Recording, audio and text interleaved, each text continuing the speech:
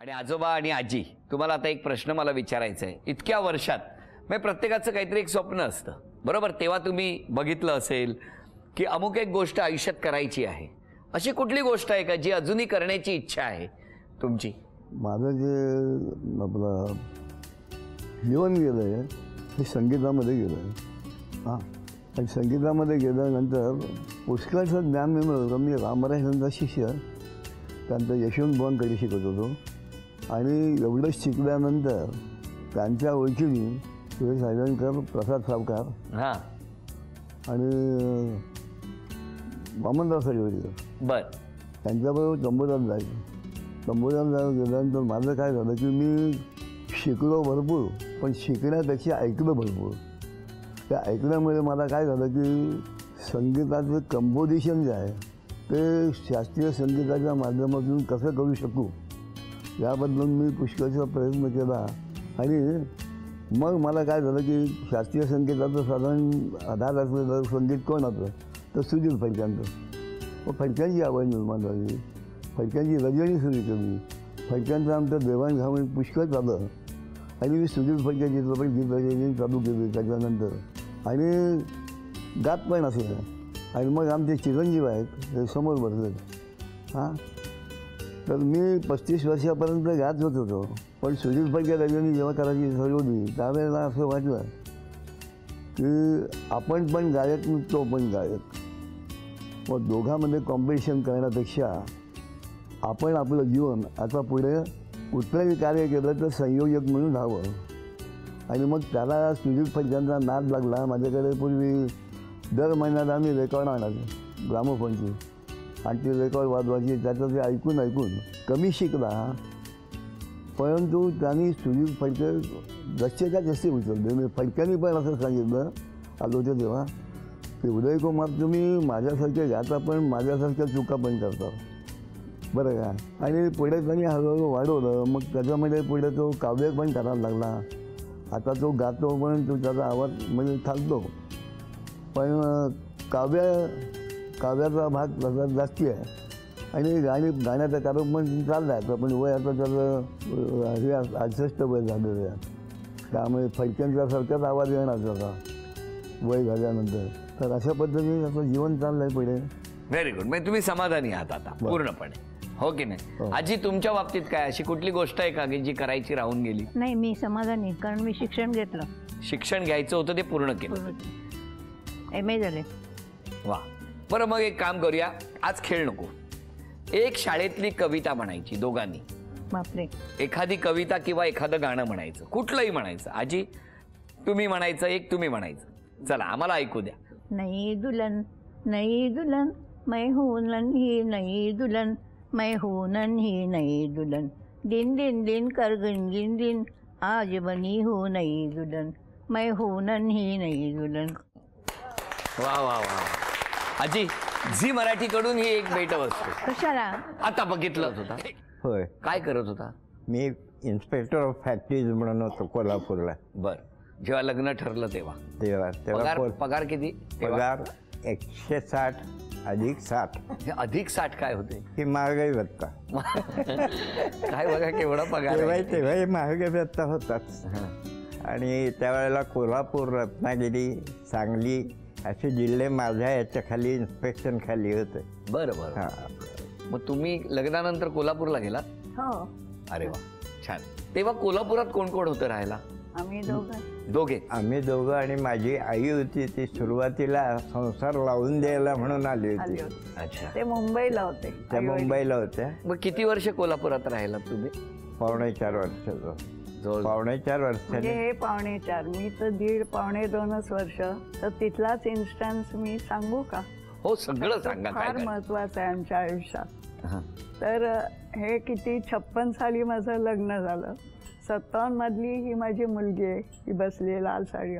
आणि 58 साली यांना घराची गॅलरी कोसळून मोठा अपघात झाला. अरे बापरे. म्हणजे ते कसे तरी वाचले, म्हणजे पुनर्जन्मच झाला. डॉक्टर सांगायला तयारच नव्हते की वाचतील की नाही. तर म्हणे मी सांगू शकत नाही, कारण नाही वाचले तर तुमची निराशा होईल. मी प्रयत्न करतोय पण मी सांगू शकत नाही. तर म्हटलं ठीक आहे. मग सगळं आमचं कोल्हापूरमध्ये सगळे लोटले, म्हणजे आम्ही राहत होतो तिथली 8-10 जी बिराड होती. आम्हाला तार आली रात्री पुण्याला, तर मी माझे वडील, आई आणि माझी मुलगी लहान होती ती, आम्ही 4 जण कोल्हापूरला आलो तर हे सिरियस कंडिशनमध्ये. डॉक्टर म्हणाले की एकदा येऊन भेटा आणि नंतर बाहेर बसा. तर असं सगळी कंडिशन झाली. मी फार डिटेल सांगत नाही, पण त्याच्यानंतर काय झालं, यांना स्पायनल इंजुरी झाली होती आणि त्यामुळे ते आत्ता व्हीलचेअरमध्ये, म्हणजे मोठं वय म्हणून बसलेले नाही, हे 58 वर्ष व्हीलचेअरमध्ये आहे. म्हणजे तेव्हापासून क्रचेस, कॅलिपर्स आणि व्हीलचेअर हे त्यांचे म्हणजे रोजचे, म्हणजे माझ्यापेक्षा जरुरीच्या गोष्टी त्या झाल्या. नाही त्या झाल्या, पण तशा परिस्थितीमध्ये त्यांना केवळ आनंद देण्याचं काम माऊली तुम्ही केलेलं आहे, हो की नाही? 58 वर्षापूर्वी झालेला हा अपघात आणि तरी आल्याबरोबर दोघांचं ते प्रसन्न हास्य आणि त्याच्यावर संपूर्ण कुटुंब हसतंय. काय आनंद आहे खरं तर, हो की नाही? या आठवणींबरोबरच ना मला आता या दोघांना काही प्रश्न विचारायचे आहेत आणि या प्रश्नाचं उत्तर ना मला बघायचं आहे किती दोघांचंही समान येतं, सेम येतं. बघूया ना, चला एक गंमत तर अनुभवूया. पहिला प्रश्न आहे, आजोबांचा आवडता पदार्थ कुठला?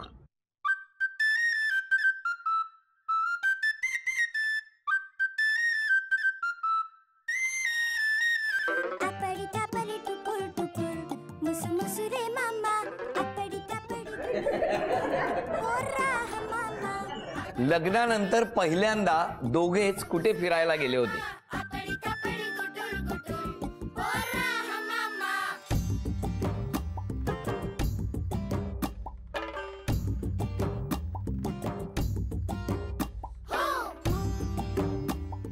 दाखवा समोर.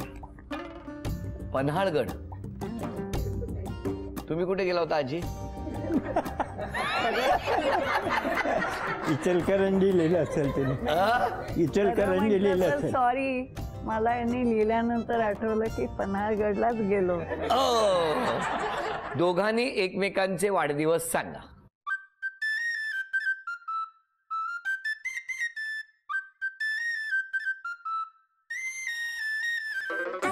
दाखवा दोघांनी. तुमचा सांगा. सांगू? हो. 9 डिसेंबर 1934. तुमचा सांगा. माझा 17 मे 1928. अभिनंदन.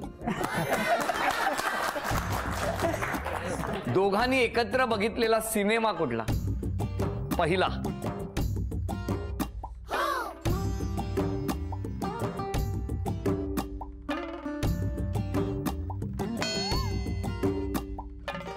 सिनेमाचं नाव आठवत नाहीये, पण सिनेमात काम कुणी केलं होतं हे आठवतं. ठीक आहे, आधी यांचं बघू, मग तोच आहे का बघू. आजी सिनेमाची कथा लिहित आहेत की काय? दाखवा दोघांनी. लिहा तुम्ही. सीमा, झोप लागली होती त्यामुळे आठवत नाही.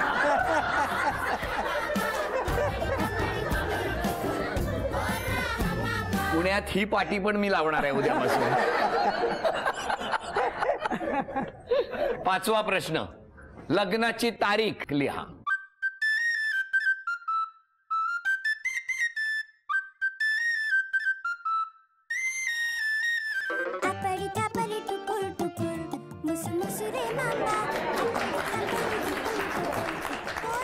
अभिनंदन. 2 उत्तर बरोबर आलेली आहेत, त्यामुळे 1000 रुपयाची लक्ष्मी आजीकडे आलेली आहे. अभिनंदन. धन्य धन्य महाराष्ट्र महान, धन्य धन्य महाराष्ट्र महान, शौर्याची खाण करून त्या नमन, शौर्य धैर्याचा डंका प्रख्यात, शौर्य धैर्याचा गातो गुण त्याचे पहिल्या मुजऱ्यात, जी जी गातो गुण त्या